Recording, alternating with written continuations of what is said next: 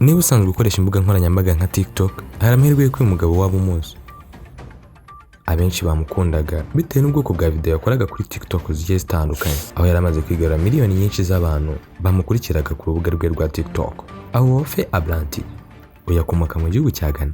Uyu yamamaye ku rubuga rwa TikTok abenshi aho bari bamuzi nka Tupac. Mu ijoro ryo ku itariki 30 uyu mugabo w'imyaka 21 y'amavuko bikaba bivugwa ko yamaze kwitaba Imana.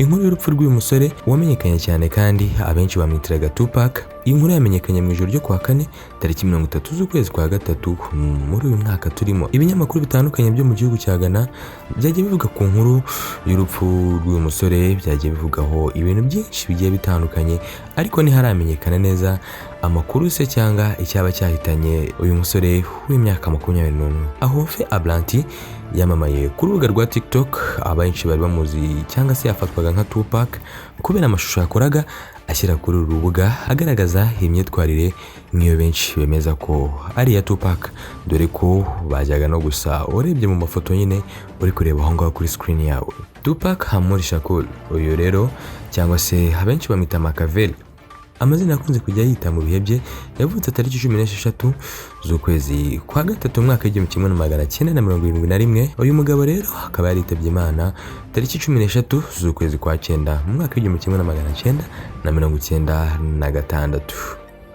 Akaba yari icyamamare rero, akaba yari umuhanzi, umuntu wakundwaga na benshi nawe, dore ko kugeza uyu munsi urupfu rwiwe rutarasobanuka neza. Haracyari byinshi bigenda bivugwa ku rupfu rwa Tupac Shakur. Inshuro nyinshi hari aho Awoofe Ablanti yabaga yambaye bandana nk'iyo umuraperi Tupac yakundaga kuba yambaye, yakundaga kugaragara kenshi ku mafoto yambaye nyine iyi ngiyi.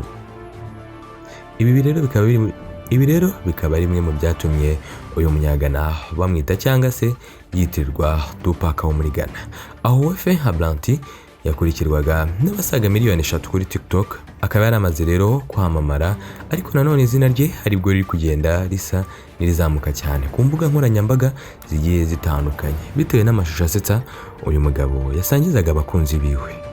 Reka nkubwire ko rero niba utarakora subscribe kuri channel yacu, ushobora kuba wakora subscribe kugira ngo ibiganiro byiza byinshi bitandukanye, amakuru hagezweho ajye akugeraho ku gihe. Reka nkushimire rero, mubwire ngo naho utaha.